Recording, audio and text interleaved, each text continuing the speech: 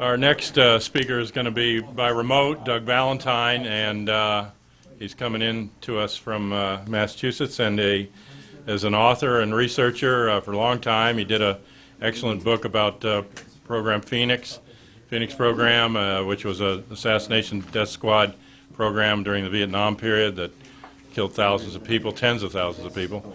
And he's written two books more recently called The Strength of the Wolf and The Strength of the Pack. And these two books are about the history of the Bureau of Narcotics and Dangerous Drugs and the DEA, but they intersect and overlap with elements of the Kennedy assassination and the history of intelligence operations. So I had asked him, I've spoken with him before in public forums about political assassinations and about Dr. King, and he's one of the best researchers in the country. So he's going to talk about his new book called The Strength of the Pack.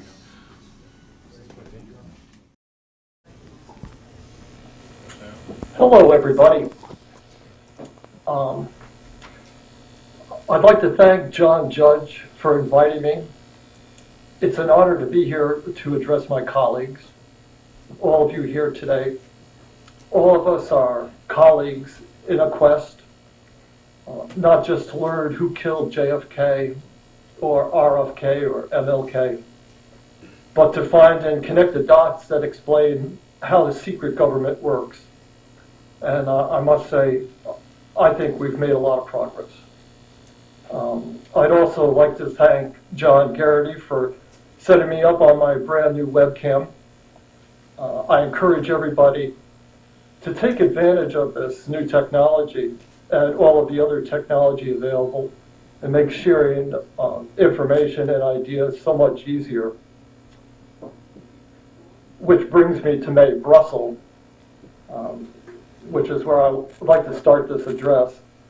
I got my first May Brussels tapes in 1984.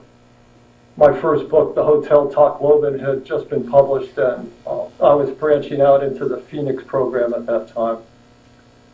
Anyway, somebody sent me a list of May's tapes. Her collection was quite extensive even then.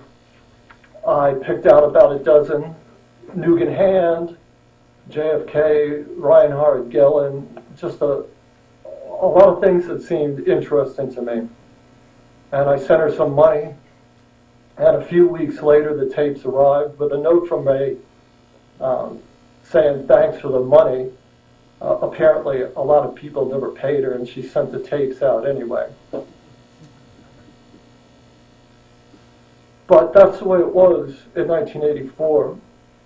Most of us over the years have worked for pennies, and it's never been about making money. This thing that we're involved in, this makes us colleagues and brings us here. Anyway, so I listened to May's tapes, and I took notes. It took me days to do that, gathering and pursuing leads. Back in 1984 was a slow process, a lot slower than it is now. As I look back, I'm just amazed. That same year, in 1984, I went down to Washington, D.C. to start work on my book, The Phoenix Program. I met John Kelly, who published Counter Spy. I met Lou Wolf at Covert Action Bulletin. I'm still friends with those guys. Sometimes we call it, this thing we're involved in, the research network back then. It was a tight group like now. Back then there was a lot of work on Iran-Contra, which moved all of us a lot forward, a lot further ahead. I remember sleeping on John's couch whenever I went down there to meet people when I started doing my work for the Phoenix program. And just another observation, the age of the print magazines and this kind of legwork seems to be slipping away for all but the most of the hardy researchers, but you still got to do it. You still got to get out there and pound the pavement. I think people like May and Penn Jones would be amazed at how much things have changed in 25 years. Changed for better and for worse. We know a lot more, but it's still the same quest. And I guess that will never change. Down in Washington, D.C. in 1984, it was a strange experience for me starting out. And I think maybe this addresses directed towards some people that might be starting out as well. A lot of people wouldn't meet with me, big shots on the left. I was sort of an outsider and a nobody, and I didn't know where to go and what to do. But the strange thing was, William Colby did meet with me, the former director of Central Intelligence. Like I said, my book, The Hotel Tacloban, had just come out. Larry Hill had published it. And I had sent a copy to Colby and asked him if he would do an interview with me. Well, surprisingly, he'd read the book and liked it. And I was very surprised because my father had been a prisoner of war in World War II in a camp, in a Japanese camp, and the military still denies that that camp ever existed. So my book was about a military cover-up, but that didn't matter to Colby. And I was also surprised because in the author's notes of my book, I mentioned the day that John Kennedy was killed. It was setting the mood for that story and a lot of the work that I've done since then. The day John Kennedy was killed, I was at my grandmother's funeral watching TV with my sister. And I remember I told my father that Kennedy had been killed and that, quote, they got the guy who did it. My father smiled at me back then and he said, the one thing you can be sure of, Doug, is the guy they got didn't do it. So anyway, Colby read all that in my book. And it didn't bother me. In fact, he said when we met that he thought that my father's experience and my feelings about JFK and stuff would enable me to understand the complexities and subtleties of the Phoenix program. Which is, ironic, to say the least, okay? You never know. So my message to all of you involved in the research network is don't censor yourself ever and talk to everybody. It really makes a big difference. And then in 1984, after I spoke with Colby, another strange thing that happened was that a lot of people on the left wouldn't talk to me after they knew I'd spoken to Colby. They thought I was tainted somehow. But it wasn't true, in fact, I talked to a lot of CIA people, and Colby introduced me to a bunch of high-ranking CIA officers who'd been in the Phoenix program. And they introduced me to more people. And that's how I learned about Phoenix. But I never lost my way. And so, you just can't be swayed by what other people think. You just have to keep doing what you have to do. And for me, that's always been going for primary sources. Not reading the document so much, but actually trying to find the person who wrote the document and talking to them. Anyway, as you all know, the Phoenix program nowadays is a template for the war on terror. Its importance can't be overstated. It was kind of a book, the book I wrote was kind of neglected for a while, but it's, as people see where the war on terror is going, it's become, people have paid more attention to it, and that's another thing, you just got to stick it out for the long run.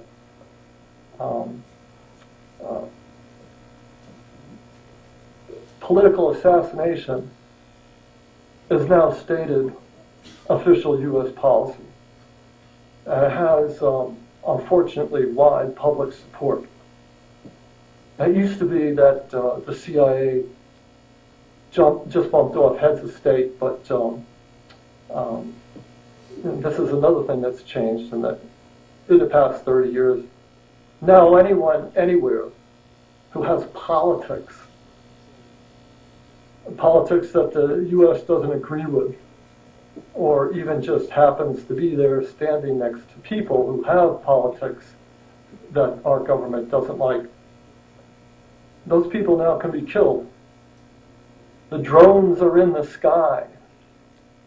And as I look back over 25 years, I'm sure William Colby saw this day coming.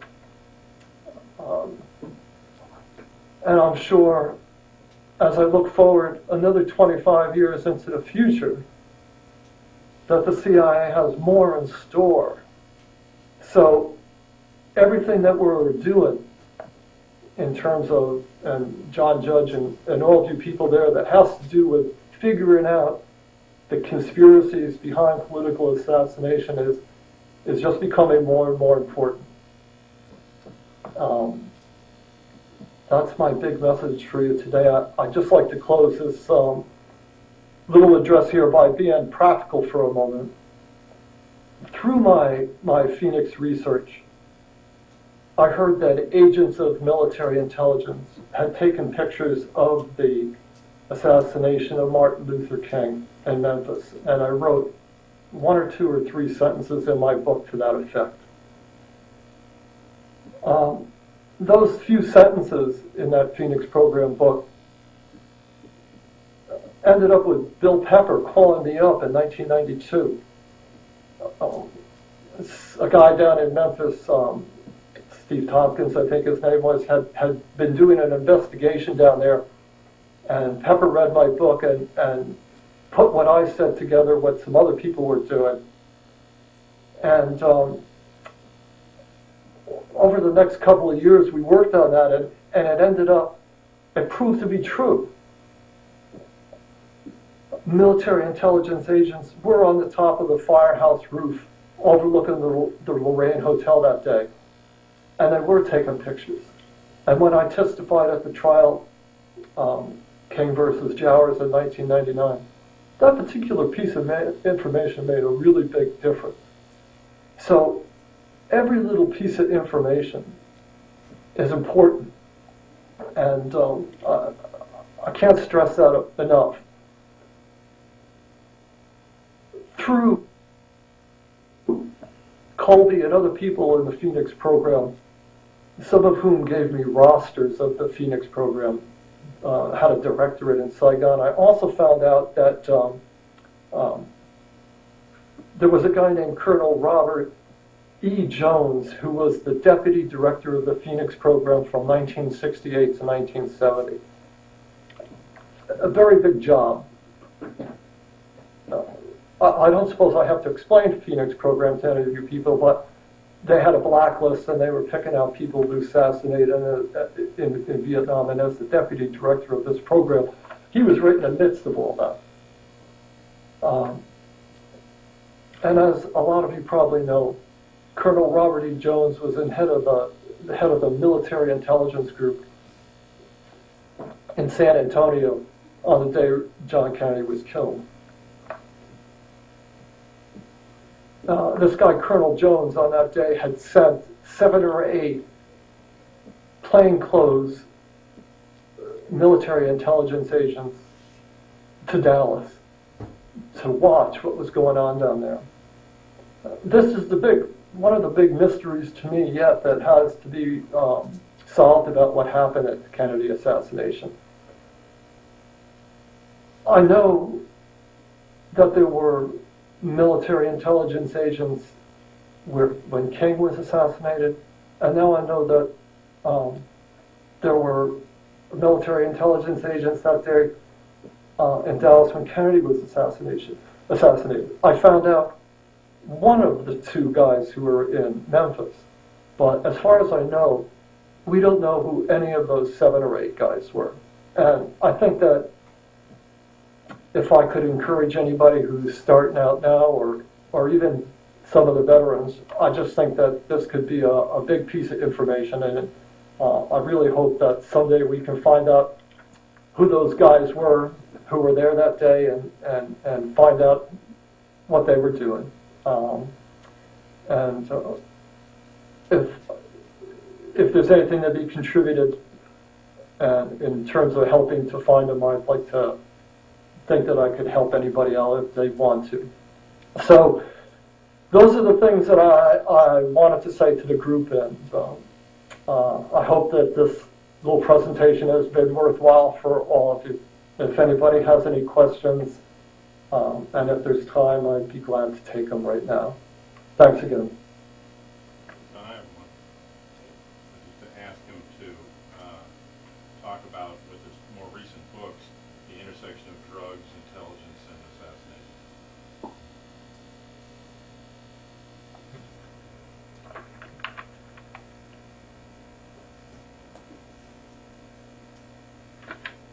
I don't know if this is what they call dead time in the movie business. Yeah, sure. I can talk about the intersection of drugs and intelligence and assassination, sure. As some of you may know, I spent, after Phoenix, writing the Phoenix book, close to 20 years exploring that issue.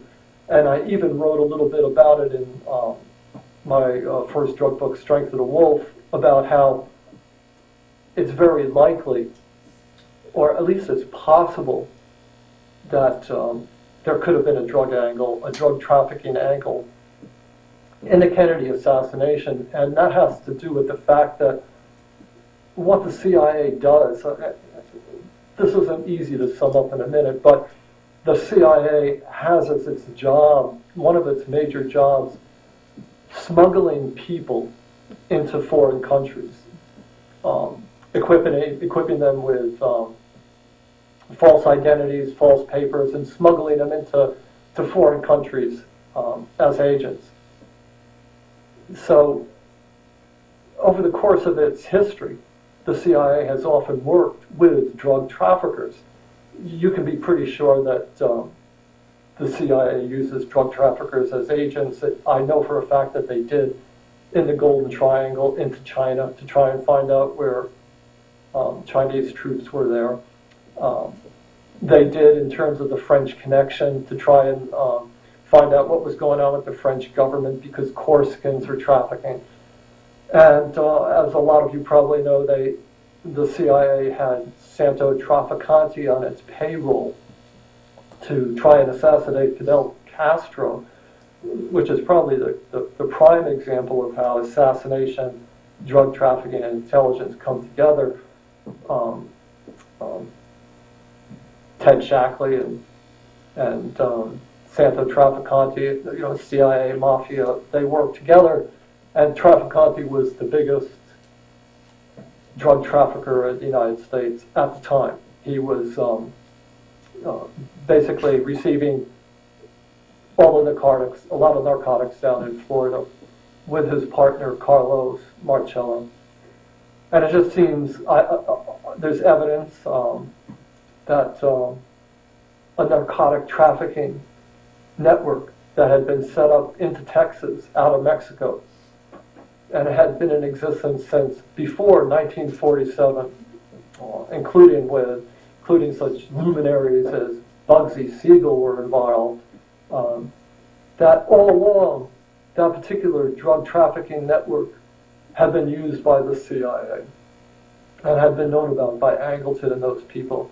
And it just seems, to me, very likely that if a assassin was going to be brought into the United States to kill Kennedy, he very easily could have been brought in, especially if he was a Corsican or a Mafia guy or even a Cuban, through that network, drug trafficking network that had been set up.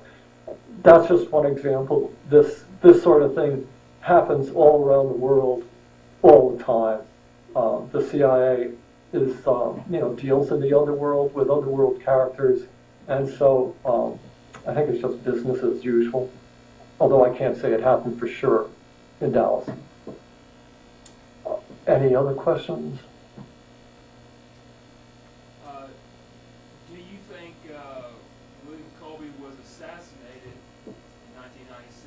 If so, by who and why?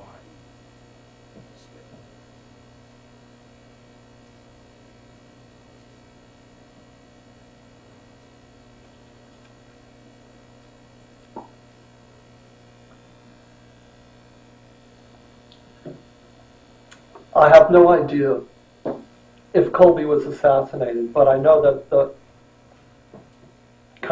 the question that people asked in the CIA spheres that I knew was, who would have killed Kennedy? The question, Colby.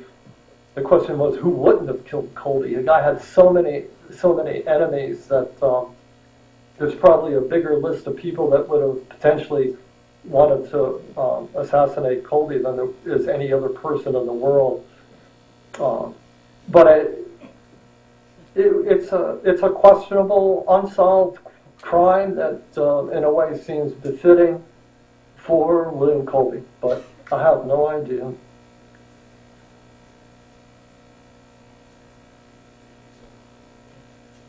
you asking, does he think, especially the Patricia Hearst kidnapping, Waco, and Kent State, if those things were part of Phoenix, in his opinion? Kent State, and what was the last part? Kent State, Waco, and the Patricia Hearst kidnapping.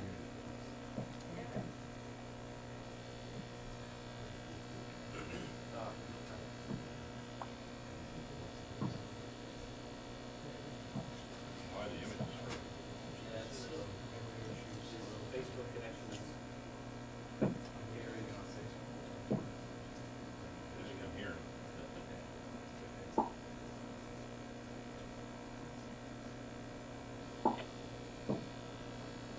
Well, I've been asked that question before, and when it comes to Patty Hearst, it gets interesting because there was a fella involved who I heard about through Mae Russell, which is I guess kind of appropriate, seeing as I began my little speech talking about her and trying to, give her some due. But she had written about a guy named Colson Westbrook, who actually had worked at Vacaville Prison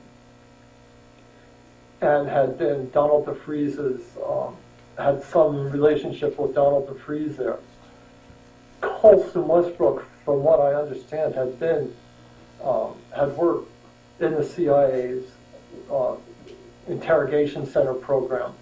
Its interrogation center program was one of the foundation stones of the Phoenix program, which came a little later. I think Westbrook was there in 65 and 66 working as an interrogator with the interrogation program, which, at times used drugs on people and tried to turn people into double agents. It's not just interrogation. It's sometimes, in a sense, programming people to go back into their organizations as a double agent and stuff like that. So Colson Westbrook had worked in that facet of the program, and so I think that there could be that element in the Patty Hearst kidnapping. I urge you all to go there and check some of this out. Kent State, I don't think so, other than philosophically. Waco, I don't think so, other than philosophically. I don't know that, I think Kent State was just the National Guard shooting and getting freaked out. But definitely I think there's a connection with Patty Hearst. I just got cued that I think my time is up, so once again, thank you, John, and everybody else. I hope you enjoy the rest of the conference. Thanks.